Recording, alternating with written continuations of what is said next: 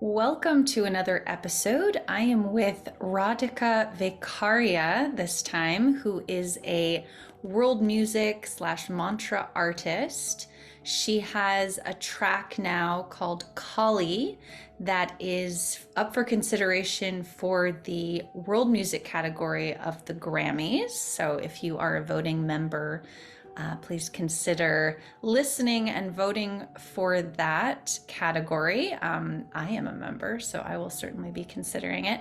And if you're just a listener, I highly encourage you to go listen to it. It is a really beautiful track that she released recently.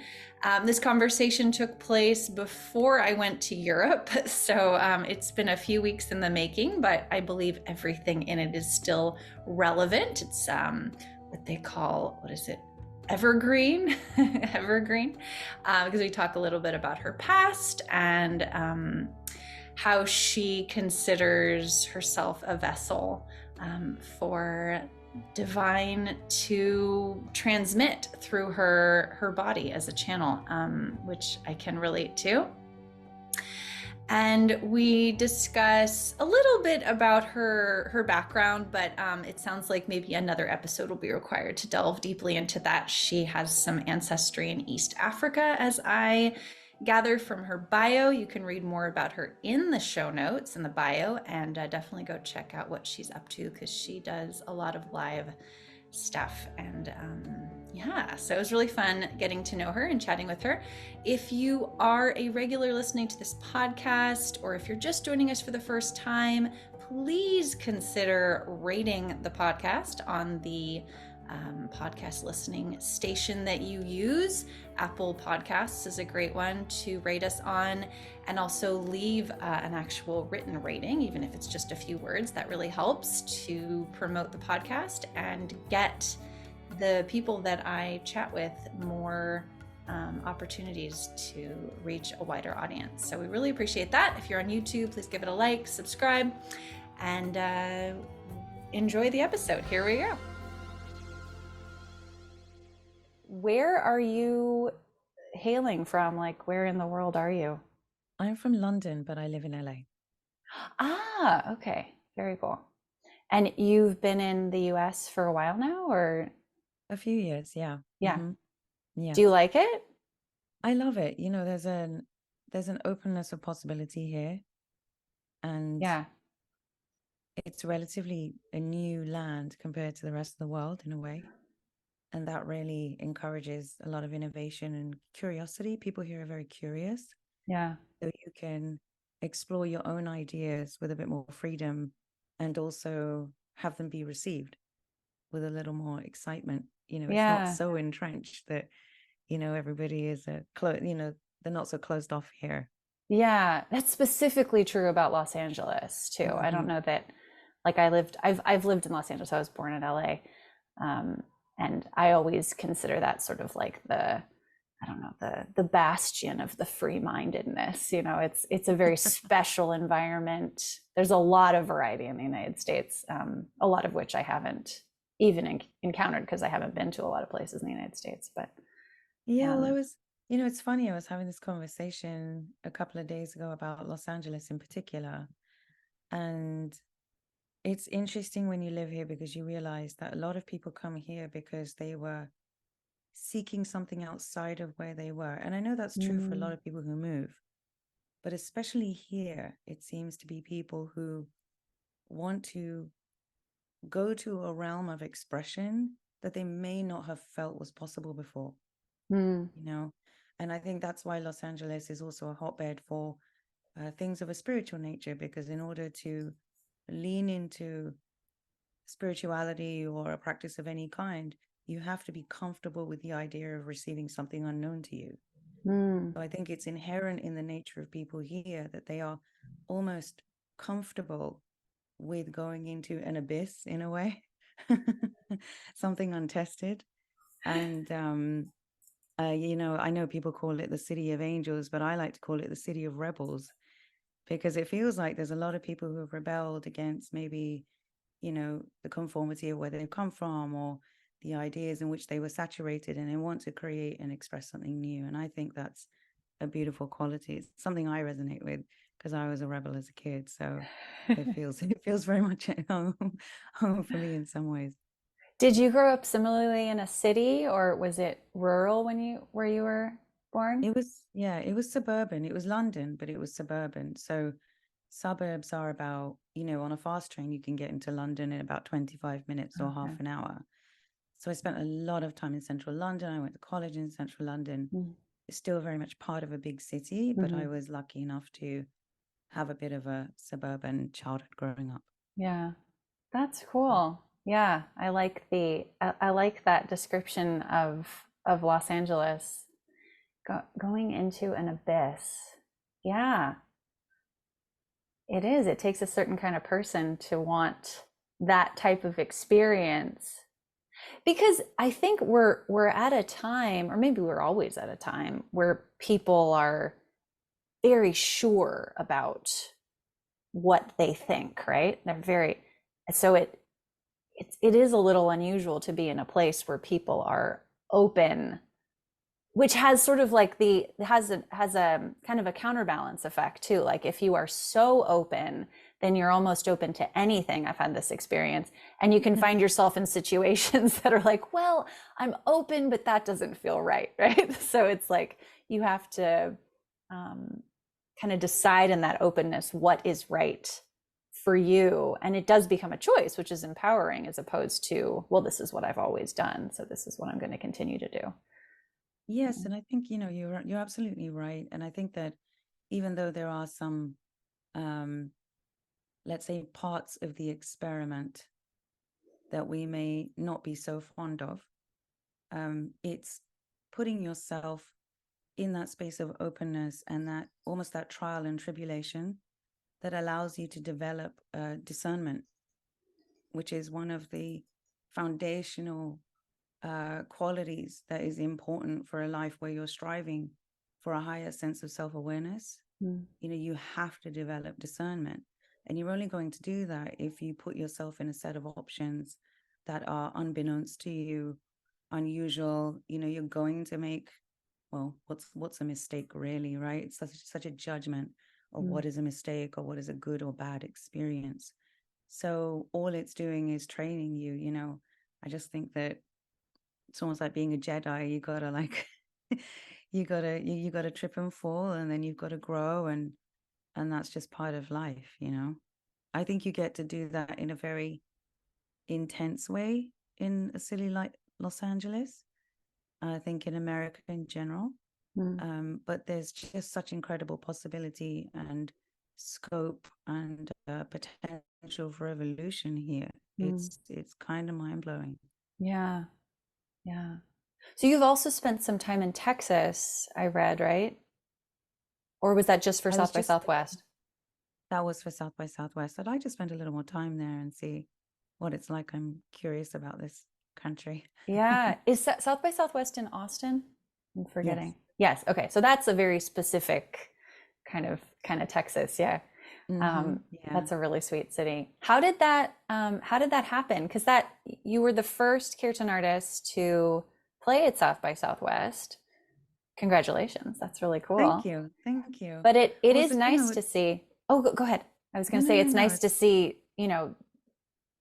people of our, persuasion embracing sort of a mainstream platform, because, we saw that kind of with White Sun winning a Grammy, I guess, or like there's been a lot more nominations in the Grammys and stuff, but I haven't heard of people doing like mainstream festival circuit stuff. Maybe there are more than just you, but I haven't heard of it yet. So that's really cool.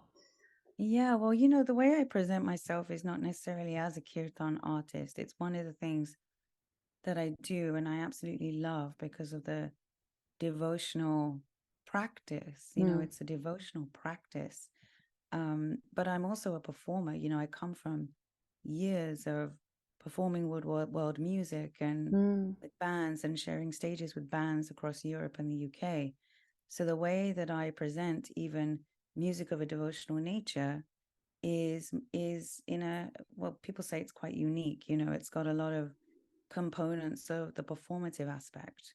as opposed to just the call and response. My recordings don't have call and response. Obviously, I repeat a lot of phrases in them, but it's much more like, you alone in a ride going, you know what I mean? And then feeling the collective energy. So what I did with South by Southwest, it was really incredible. They had erected these giant 360 wisdoms there. And I was one of the artists. Wisdoms. Yeah, they have them in LA. I forget that these are, it's kind of specific to LA or certain pods around the country, but they're basically 360 geodesic domes. Geodesic? I can't remember how you say it.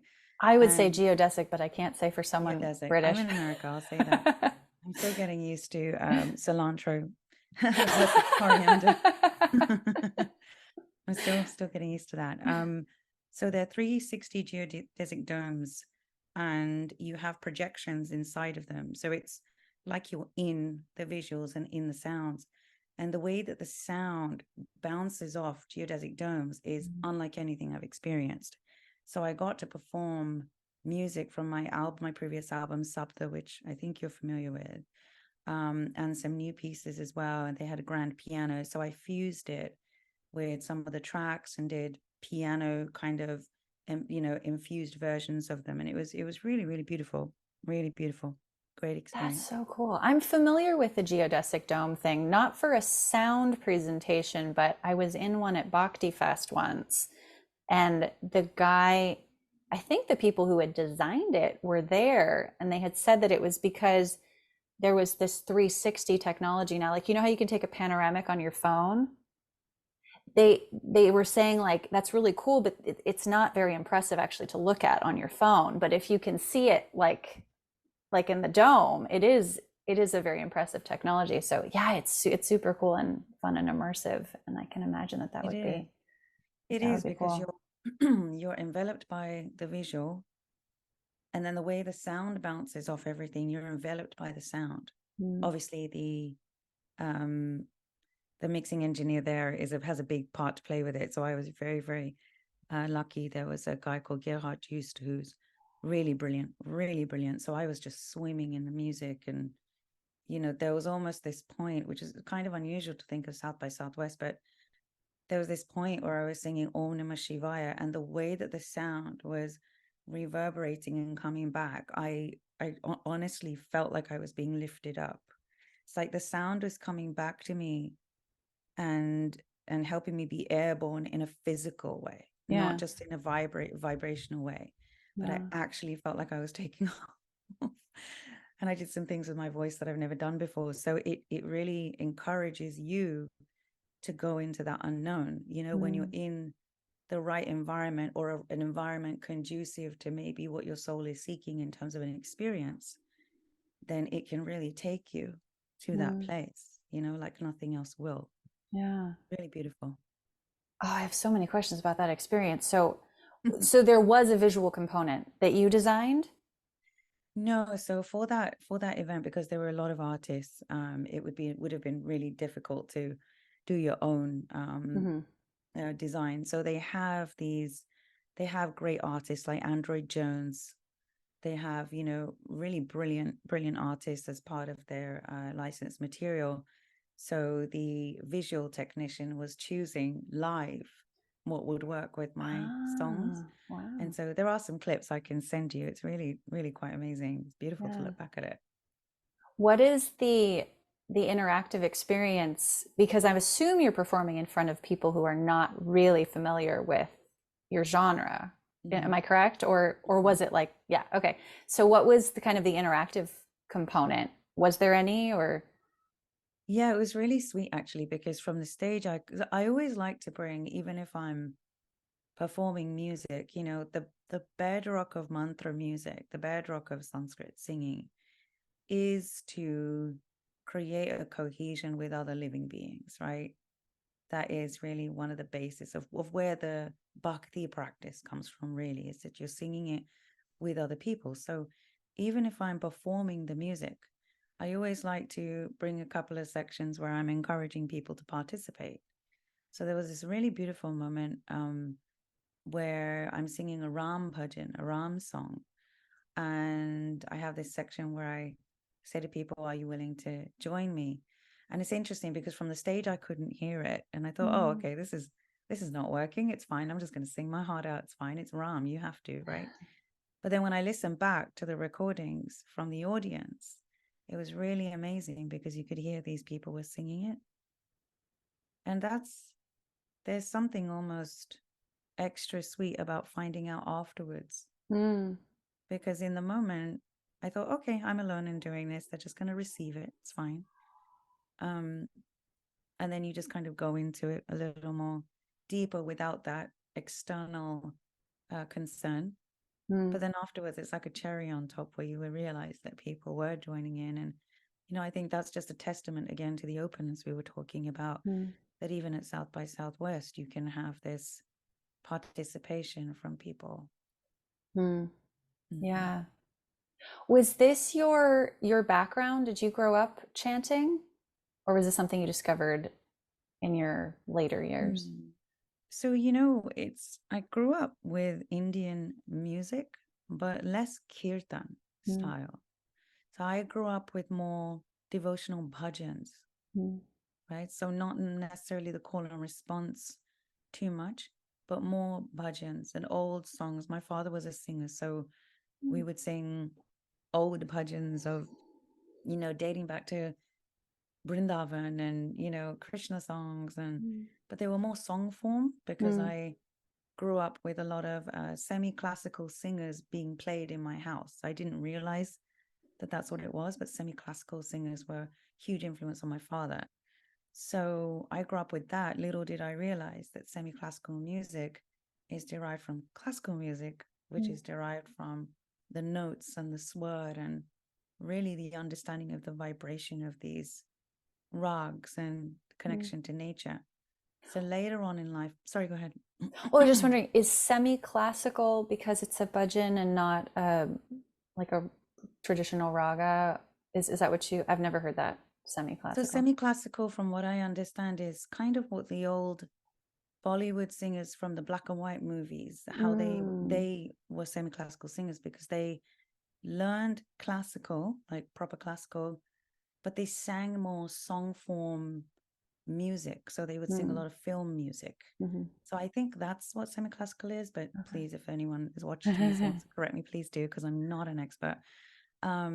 But yeah, I grew up with a lot of that influence. But in that music and in the sounds and vibration is devotion, Mm. because even classical music is devotional. It's the way that these musicians would commune and connect and channel, the divine Mm. and nature itself. So I always grew up around that. So when I came across kirtan, I started meditating a lot, obviously in tandem with meditation and things like that. You discover kirtan a lot. And obviously I'd been around Indian groups growing up where we would all collectively sing together, but I may not have realized it was a specific thing called kirtan because Mm. I grew up with it being called satsang. Mm. Mm. And kirtan is a much more prevalent term in America, as far as Mhm. I know. Because in the UK, I never really heard kirtan a lot. Mhm. We would call it satsang, you know. Um, and in those experiences, you would have a singer, sing a whole bhajan. Everything wouldn't be call and response. So it wasn't, all call and response, all the kirtan that you experience here. Mm. But later on, I came across kirtan, and it's a beautiful, like, I see it as a practice. Mhm. It's a practice. It's very deep. It's an experience to go into with a lot of intention, a lot of love. To me, kirtan is the same as sitting down to meditate, same as Mm. getting on your mat and practicing yoga. It's a process and it's a journey. So, Yeah. mhm. That experience that you were talking about in the geodesic dome where you felt like you were lifted, that made me think of how the pyramids were supposedly built. There are people that believe that the sound actually lifted the stones. Have you heard of Wow. that? Mm-mm. No. I don't know. That sounds very plausible to me because of my experience with sound. But yeah, it just reminded me of that, and also the possibility that perhaps those voices in the geodesic dome were helping to lift you, even though you couldn't hear them, but maybe you were Mm-hmm. feeling them too, which is an interesting aspect of sound because we're not hearing it all the time, right? Like there's frequencies we can't hear, but we're being affected by. Yeah, I love that you just said that. I got goosebumps as you were just saying that. Because if we, I think many of us who, or many of the people who may watch this podcast, or listen to it, you know, probably subscribe to the idea that everything is sound, or they're discovering that everything is created from sound, or the whole universe Mm, is sound, right? mm, Om is the primordial sound. mm, And so if sound could create the whole universe, then why couldn't sound lift a block in the pyramids? mm, mm, You know? And I love that you brought up that sound and frequency is so subtle. Even when you're sitting next to somebody who doesn't say a word, but you begin to feel something, you feel an altered state, it's because their thoughts and the emotions they're emitting have a sound. It mm, creates a noise in the mm, field, mm, right? And so even at a subtle level, we're hearing their thoughts, we're hearing their emotions, we're feeling them too, but we're hearing the sound that is emitted, even from somebody who's completely silent. mm, Is very, very mm. powerful indeed. That's an interesting take on telepathy that I hadn't really considered. I like that. When you perform in spaces that are more familiar with what you're doing, does it feel like a different kind of performance, or do you sort of, is it always just, this is me, this is how I, do you think about it differently, or? Well, first of all, I never think it's me. That's a great because it's response. because it's really not me. So that part gets out the way. Oh, sorry, that part gets out the way, just like that, just banging my microphone. If there ever is a thought of me, something happens to just go boom. So it's never really me. I just, for me personally, music is an offering. It's an offering, and my only job is to remain clear so that whatever needs to come through can come through. It took me a long time to even reconcile with the word channeler or healer. I would get told that that's what happens, but I was very hesitant to adopt that, and I still would never call myself that, because it's for other people to determine that, not for me. I can't say I'm a healer, I'm a healer, I'm a healer, and the person's going, but you're not healing me. It's for them to decide that, to come to that conclusion. But yeah, if I'm ever invited to perform or conduct a kirtan, it's whatever is needing to be served in the moment. I do like to curate the experience. I'm less of a let's just go and see what happens and decide on the moment what to do. Once in a while, something, obviously there's room for things to come in and for inspiration to hit and go, you know what, this needs to happen now. But generally, I find I'm pretty in tune with what's needed. I can kind of feel it a few days before the performance or a little while before the performance or event. But yeah, I find that I've been very fortunate. I think the BHAV really does the work, so there's really not anything to worry about, because you just come in and you create the environment and the intention and the discipline to allow the BHAV to happen. My only job is to remain disciplined and incubate, and be well enough Mm, to do what I do, and then whatever happens. Honestly, I don't. Some of the things that have happened, I could not explain to you, mm. and I think that's kind of sweet. For that reason, do you feel like you are more inclined to join a performance space as opposed to like a recording space, or do you feel that those are similar? Do you prefer one over the other? Like, Well, there's something very sweet about both, right? So when you're performing, there's just such a live component to it. It's unique every time. The people are different, the environment's different, the day is different, the astrology is different. You know, you're never going to capture that again, you know. And in the same way, it's similar in a studio, you know, but the studio is like a playground. It's very different. And I love being in the studio because you can explore so much with one piece. mm, You know, you don't get to do that when you're performing or even in a kirtan. You know, you mm-hmm. have a one song and then you kind of move on. So they both have their, I'm lucky I love both. It would be a bit of a problem if I really didn't like one of them, but I love performing and I love being in the studio. I mean, I really, really love what we've created so far with my producer George Landris on this specific type of music. It's something we're very, very proud of. But again, you know, there's that a little bit of that separation to know, well, it's not fully us. So, you know, it's something very graceful that's come in, just humbled to be part of it. Mm. Yeah, that's interesting. I always feel like hearing myself sing, I've never asked anybody else this, but I'll ask you.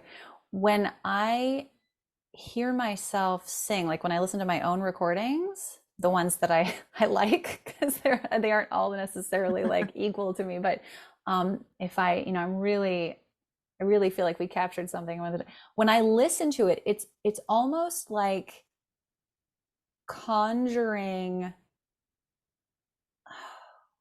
how can I put this? It's like attaining, not attaining, experiencing like an elevated state of myself. So it's like it gives me something to, I don't know, sort of like when you look at a picture of like a wonderful moment that you had, or something, that it actually feels very healing for me for that reason, because it's like, oh, this is the best of, this is like a moment captured where I was ecstatic, or I was, in a really, it felt good. Do you have that experience? Like, what is your experience with listening to your own music? Do you or I wasn't for a while, but I realized why, because I don't like oh god, Spotify's going to kill me for this, but not kill me this, but the quality of streaming isn't how how we're listening to music streamed is not how we've Hmm. created it. Hmm. It's very thin. Hmm. So I listen to my music not on streaming platforms, or I listen on platforms where the quality is really high. Hmm. Like Tidal is really great. No, I'm not an ambassador for Tidal. I'm just sharing. Oh, I didn't know that. Is that a thing? Tidal's music Huh. quality is far surpasses any other streaming platform. Huh. It's pretty much CD quality on one of the tiers you can go on. And actually, I should share this. On one of the higher tiers, Tidal actually skews the amount you pay per month. The top basically sends a portion of the monthly amount you pay to your favorite artist that month. Mm-hmm. Really? What a great So who you almost become a patron for the Yeah. artist. Mm-hmm. Who It's beautiful. uses title? Is that because I don't hear many people talking about that in the US. Is it like a European thing, or No, Tidal was founded, I think, in the US, but I think because they're not so widely available across the world. They are in more Western countries. I don't even know if that's a relevant term now, but in America and the UK and some European countries, but it's not as widely available as, say, Spotify. huh. But they are more, they pay the most to artists. They pay, I think, 3 or 4 times more than Spotify does. And on their second highest tier, on the second tier, I think they pay a chunk. So if you're paying, say, I think 10% or 15% of your monthly fee goes directly to the favorite artist that month.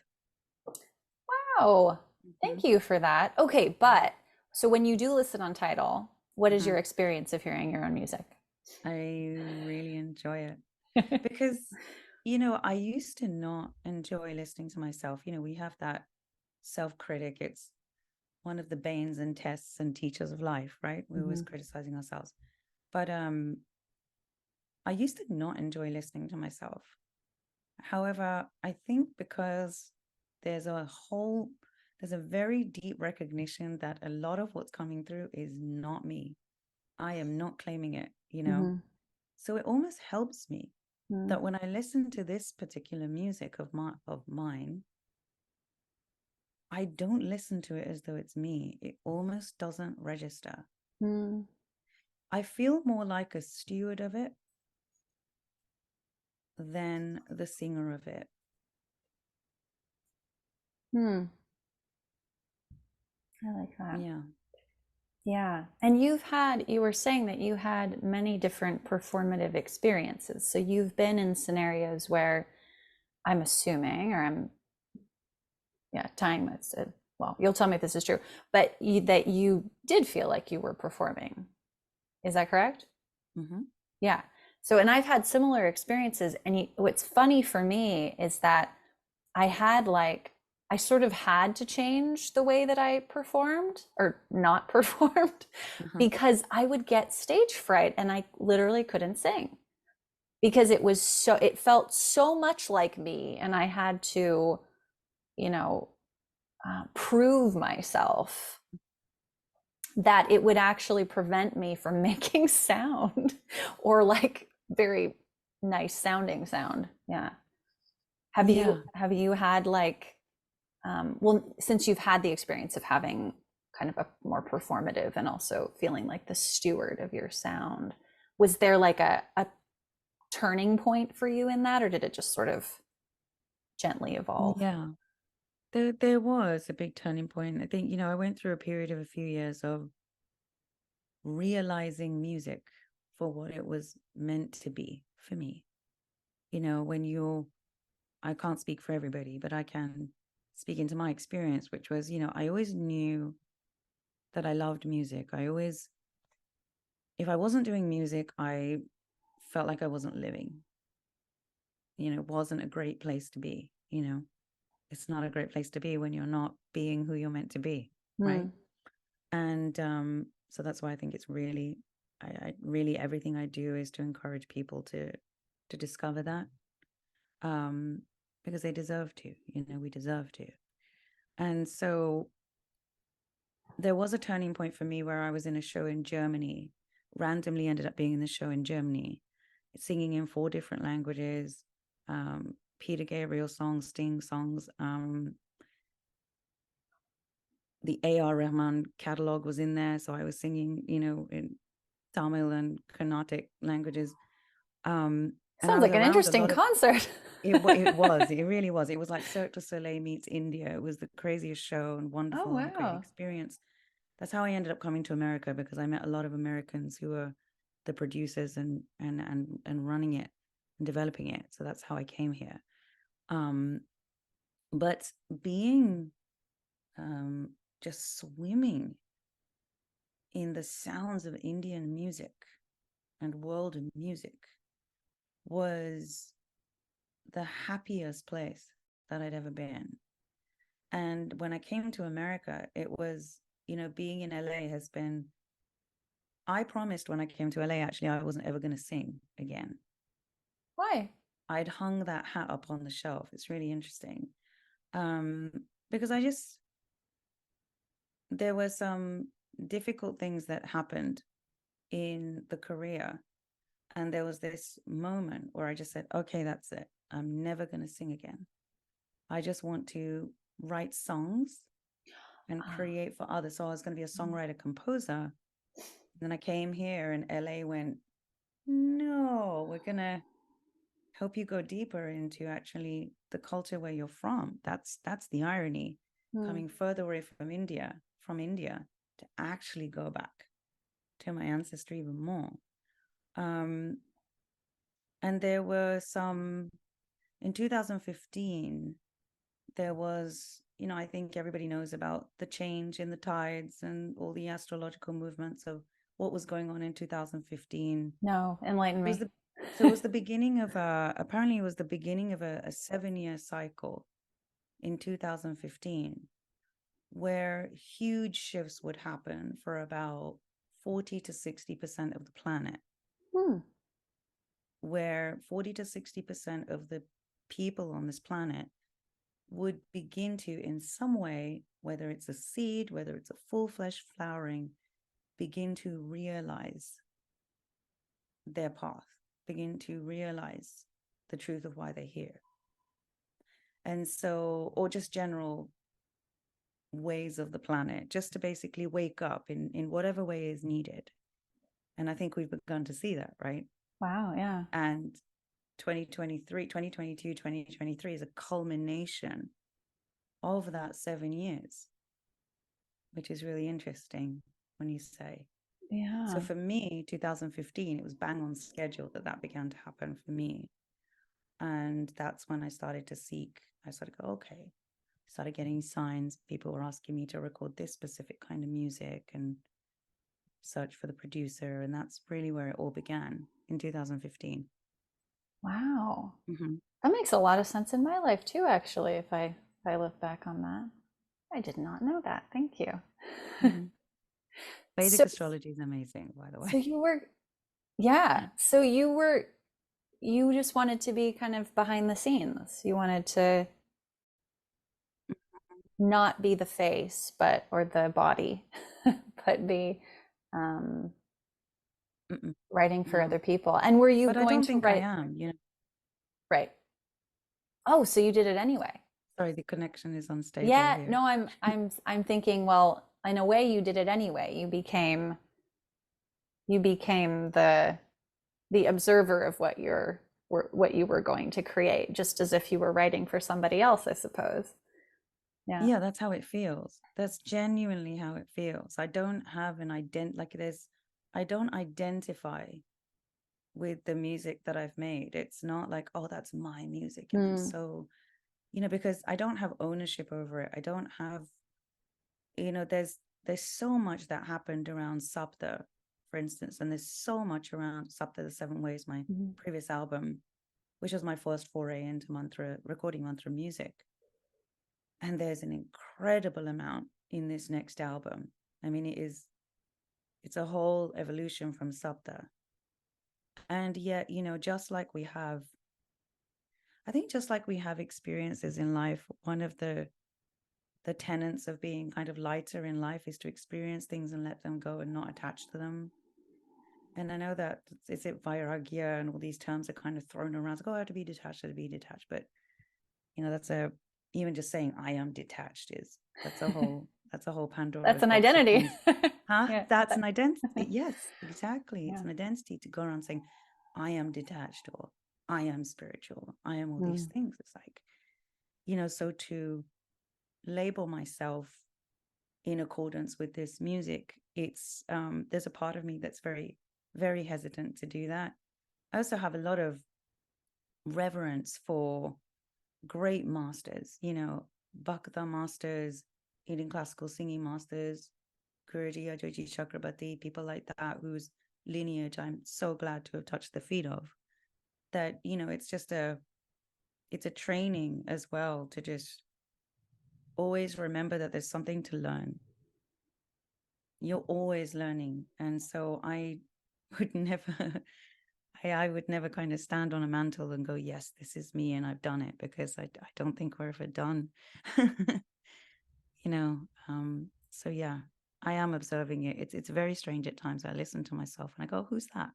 It's really interesting. My friends will play the music and I go, oh, who's that? Really?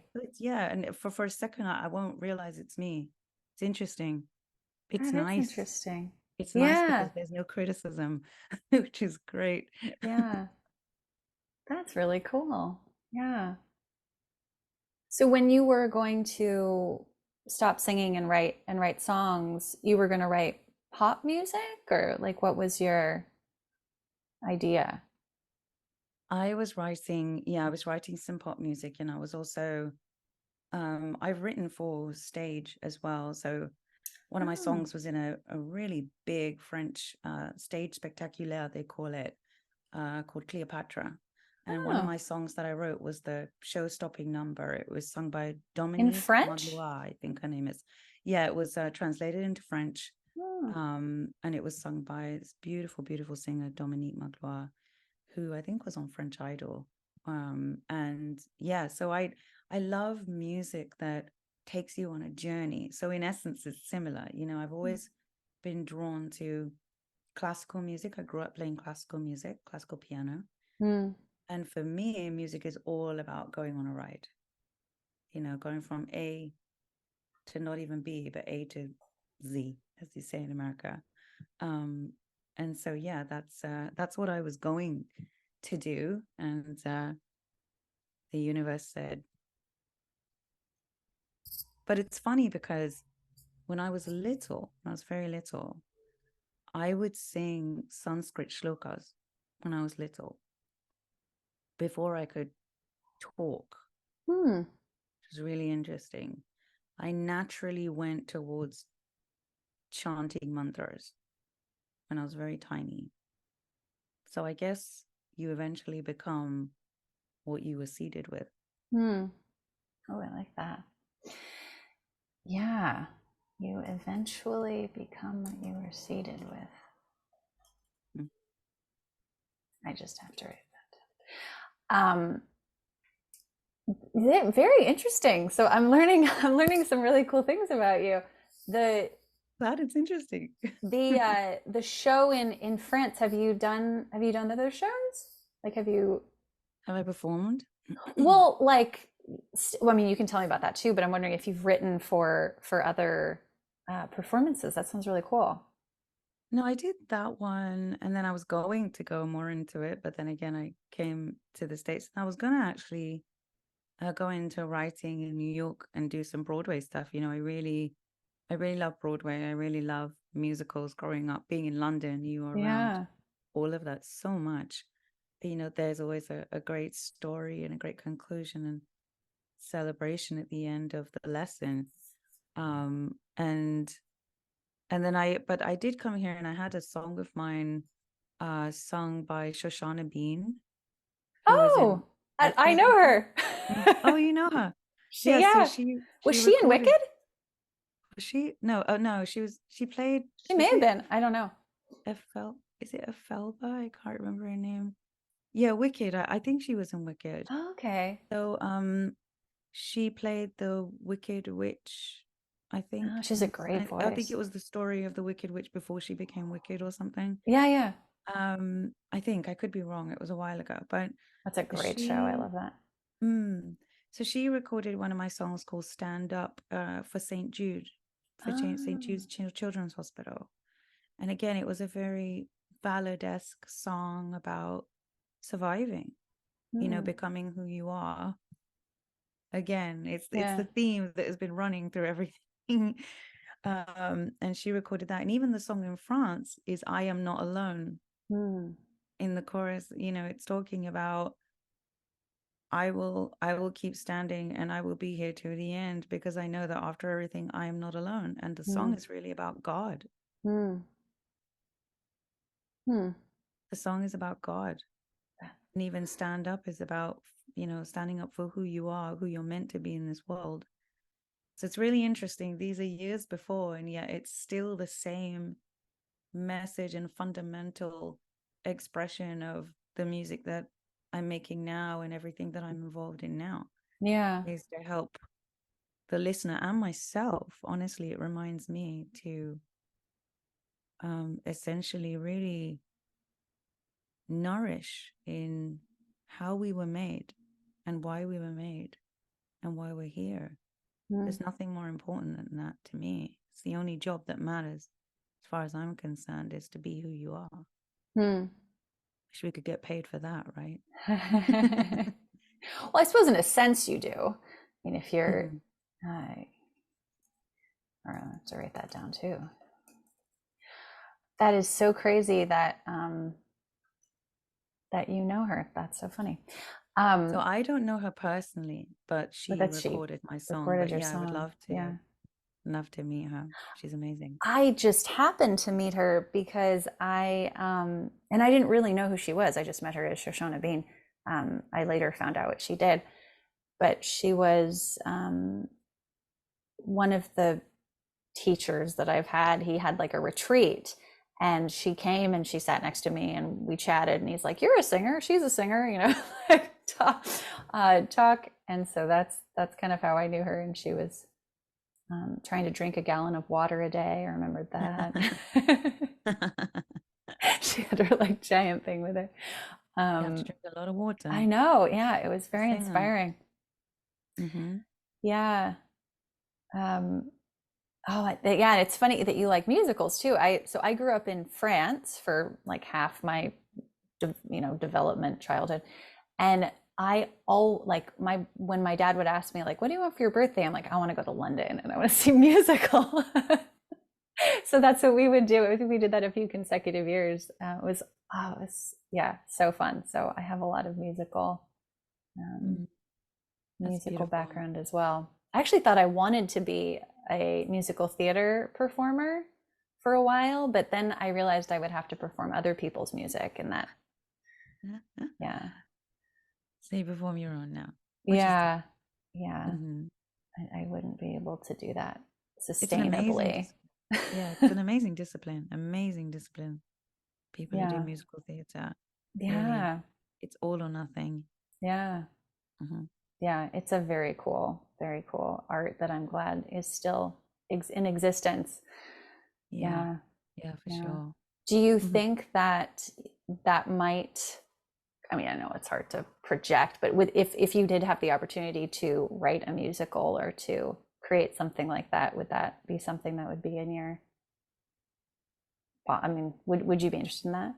Yeah, I think more what I'm interested in is, bringing the elements of musical into, say, an interactive experience. So I'm very much into, I love the musical world, but as technology has moved and how the world is moving, I am really curious about how to fuse these traditional art forms with something a little more immersive, as we say. And I know the word immersive is thrown around a lot these days, but I mean down to the fibers of your being immersive. I mean Mm. everything about it being immersive. And yeah, at the end of the day, it has to be an incredible story. There has to be a meaningful message in anything there is. So when that meaningful message comes up, then that'll be a time to explore. And I'm sure that elements of musicals will definitely make its way in there because it's such a part of who I am and how I grew up. Yeah, yeah. Even if you look at you know, if you look at ancient Hindu mythology and the stories, they're basically musicals. Mm-hmm. They're these dramatic, epic stories that have so much meaning and so much humanness about them, even though they're about the devas and the devatas, um, and you have all this music that we sing in kirtan or bhajans and all these things, that help weave the stories together. Mm. On Clubhouse, I don't know if you remember the audio app Clubhouse. I, It yeah, was pretty briefly. big during the world transition, let's just say. And we were doing these sessions on Clubhouse that were very, very sweet. We had people from all over the world come together, and we would tell the stories of, say, Hanuman or Krishna, and we would have singers from all over the world. This was so beautiful. There were singers from all over the world and people who sang in various Indian languages. So you'd had Tamil, you had Hindi, you had Marathi, you had Sanskrit, you had, Telugu, you had all these different languages. Sorry, is that plane above me? I do apologize. Wow, that's loud. I actually can't hear it. Okay, Zoom does great. a really great job. Okay. So you had all of these people singing in all these different languages, songs to do with Krishna, let's just say. And then there would be narration between each of the songs. And everyone would change their profile pictures to a different picture of Krishna to show the different stage of the story. And it was so beautiful. And we did the same for Hanuman. We did the same for Ram. We did the same for, it was so beautiful, these epic, and these are more Was this improv or did you? no, this was just organizing a group of singers from across the world to come into this audio room. It was just audio. Clubhouse was just audio. Okay. So it was almost just this session that we curated, this storytelling and music to tell just a part of these beautiful beings' journeys. And, these are the stories that you don't hear that often. You'd hear it from, say, your great, great, great grandmother or a guru of the family, but they're not very publicly known. So we were lucky enough to meet swamis on Clubhouse and people who really knew these very intimate, nuanced tales. And that's what I'm saying, is that the music and the storytelling, just like in a musical, is very much the same with all of these stories that we have from India and the Vedic culture and the Purans and all of these. Like, the music is a fundamental part of that, and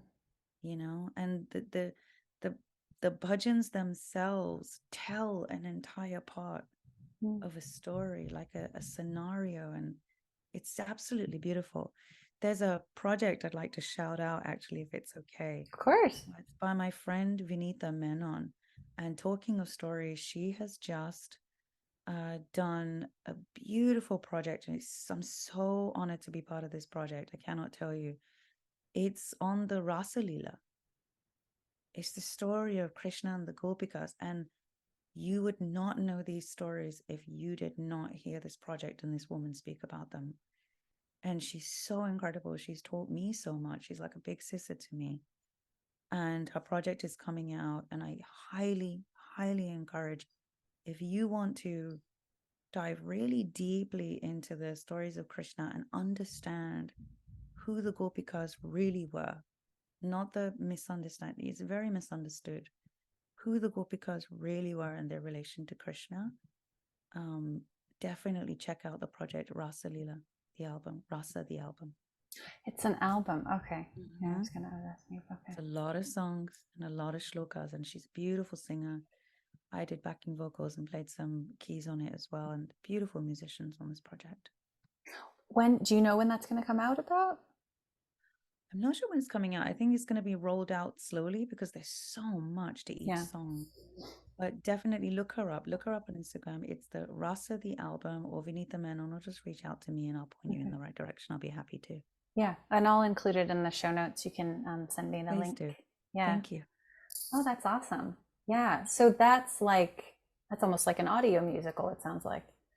Okay. Yeah. It's amazing. That's neat.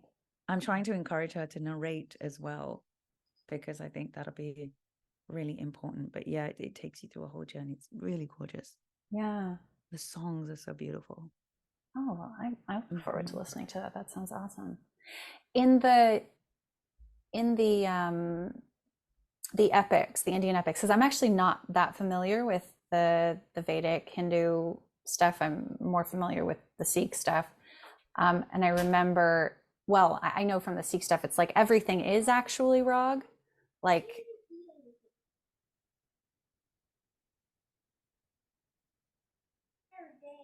okay, sorry. Okay. Remember to edit here. Right. So I was going to ask you it, because I know in the Sikh scriptures, everything is actually set to music. Is that the way that it is in the Ramayana, the Mahabharata? No. Okay. It's words, and then the music is inspired by it. Yeah. Okay. Yeah, there are some bhajans that are inspired by certain beings, but what I'm saying, but even there are other stories, not just the epics like the Mahabharata and the Bhagavad Gita and the Ramayana, but there are so many other stories, to be told. Right. And these songs have encapsulated them in a way, so it's just lovely when you can bring all that together as well. So that would be the format of a musical, already. Yeah, that's awesome. Okay, well, thank you so much for joining me and for sharing everything that you've done. I'm sure that there's way more, but Yeah, I didn't get to talk about my song. I didn't get to talk about Let's my do album. that. Do you want to do that before we Sure. before we close? I'm just noticing that we have been talking for an hour, so I don't want to keep you. But It if just you, flew yeah, by. yeah, It's been so yeah. lovely to speak to you. Yeah, so I have my new song Kali out now. Um, this song is very, very special. It's taken a long time to get this out. It was written with a lady called Divya Prabha, who has written a lot of the chants that we hear today.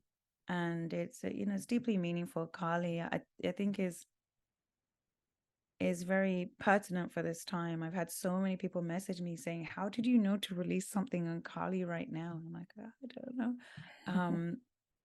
Kali is immense, immeasurable love, almost overwhelming. You know, and I think that that's definitely what's being called for. We're in a time of incredible transformation. I mean, we're always in some kind of transformational, but transformation, that word. But collectively and individually, it feels like there's an enmeshing of it right now.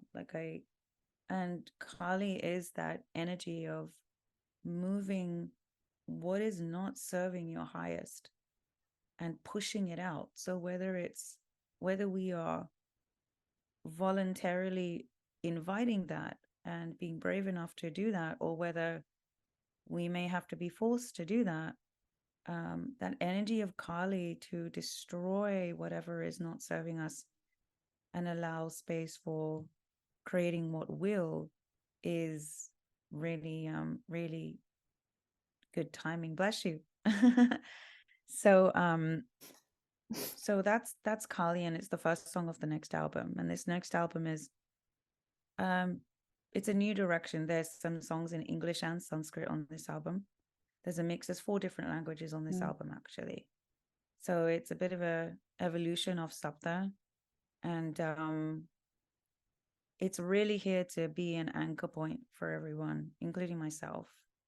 And yeah, the you'll see what's being revealed. I don't want to say before things are released, but right now, Kali is the first one. So yeah, please do check it out. And for your listeners, please do reach out to me. Let me know what experience you're having, because that's really important to understand what you're experiencing if you feel to share it. And so yeah, and I will be playing at Bhakti Love Reunion as well. I'll be doing a set there on October 14th, I believe. Where is that? It's up. I forget the name of the town, but it's up near the Redwoods, I believe. Oh, okay, cool. California. No, Yeah. actually, it's not near the Redwoods. Let me see. I can get the name of the town. I've never been to Bhakti Love Reunion, so I haven't either. yeah. So it's a new one for me, but the community's been really nice. Let's see. I'll just check it quickly. It is at Native Springs Oasis in Weldon, California. Oh, okay. It's from October 13th to 15th. Ooh, and I'll fun. be playing on the 14th, on the Saturday. Cool. Yeah, and then I'll have some other things coming up, and if anyone wants to know, please do, join me. I don't spam. I think life is cluttered enough, but if you want to join me at my website and newsletter, then you can keep in touch there, or just join me on my socials, and I'll try and keep up with all of that stuff. Yeah. And do you have a few more singles coming out and then an album? Is that all? Yeah. So will that be Yeah, out by I like the do. end of the year or? Well, I'm gonna wait for the full album until next year, because Okay. Thanksgiving's coming up and then Christmas, and so. But I really wanted to get Kali. Really felt like it needed to come out now. Yeah. And so yeah, I've submitted it for the Recording Academy, so we'll see what happens there. But yeah, I'll be rolling out a couple more singles from the album, and then the whole concept of the album will be revealed once it's out, and people will see why I've chosen to do it this way and the reason behind it. It's very everything I do tends to be a little bit before the time it's needed for some reason. And so hopefully this time it will serve people in what the energies are gonna be in like a year's time, from now till a year's time. So yeah. That's a nice I'm intention. excited. I It's like a new that. direction for me, so I'm excited. Yeah. Mm. Yeah. Thank you so much for Yeah. sharing. It's been really lovely chatting with you and getting to know what you do and who you are. And um, would you also like to share where people can get in touch with you? I will have everything linked, but what's like the best? Your website, socials, stuff like that? Yeah, you can check out radhikavekaria.com. And then Instagram is probably the best place to connect with me. I do have a Facebook page, but Instagram is probably the best. And on my YouTube, I'll be putting more videos. On my YouTube, I have some videos of live performances that aren't really anywhere else. So if you want to see that, and then I'll start sharing some more things there. Yeah. Oh, I can't wait to hear more because it's really, Yeah. it's And beautiful. you too. Where are you Yeah. based? Near Seattle, Washington. Yeah. I have to visit there. I keep getting calls to go out to Seattle. Oh, well, let me know if you do. Yeah, to perform? Just to Just experience to, it, just to be in that environment. I've heard it's a lot like London it is. Yes. in terms of temperament and Yeah. sentiment. So I'm really feeling a call to come visit. So Yeah. mhm. Yeah. Yeah, it's very beautiful here. I really like it. But I haven't experienced a lot of kirtan. So if you did come up and perform, that would be wonderful. Well, maybe we can do something together. Who Oh, knows? I love that. Yes, Right? I will save that. Yes. Yeah, totally. Okay, Yeah. wonderful. Well, thank you, and thank y'all for listening, and we'll see you in the next episode. Okay, wait, before you go, please leave us a review on Apple Podcasts. And if you listen to it on YouTube, you can just leave a comment there. Make sure to subscribe. This really, really helps the algorithm know that you are enjoying it and allows other people to find us. So we thank you, and we'll see you in the next episode.